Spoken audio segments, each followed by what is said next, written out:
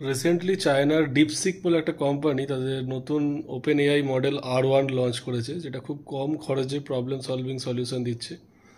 এর আগেও আমরা দেখেছি যে ইউএস এর এনভিডিয়া যে ওপেন এআই এর ওপর কাজ করে এবং এদের বিলিয়ন্স অফ টার্ন ওভার, এবং ইউএস এর যে টপ মোস্ট টেকনোলজি কোম্পানিগুলো মেটা, অ্যালফাবেট, অ্যামাজন, এনভিডিয়া, এরা টেকনোলজি ইনোভেশনসের ওপর প্রচুর বিলিয়ন্স অফ ডলার ইনভেস্ট করছে। এরা কিছু ওপেন এআই নিয়ে কাজ করছে, কীভাবে কৃত্রিম বুদ্ধিমত্তাকে বেশিভাবে আমাদের মানে মানুষের জীবনে কীভাবে কাজে লাগানো যায়।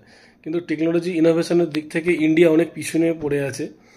আমরা সত্যি কথা বলতে কি, নতুন ইনোভেশনসের ওপর ইনভেস্টমেন্ট ইন্ডিয়াতে এখনও প্রচুর কম হয়। আর আমাদের এখানকার যে টেকনোলজি কোম্পানিগুলো টিসিএস, উইপ্রো, ইনফোসিস বা সেলটেক, যে বড় বড় টেক কোম্পানিগুলো আছে, এরা ইনোভেশনের ওপর ইনভেস্টমেন্ট করতেই চায় না।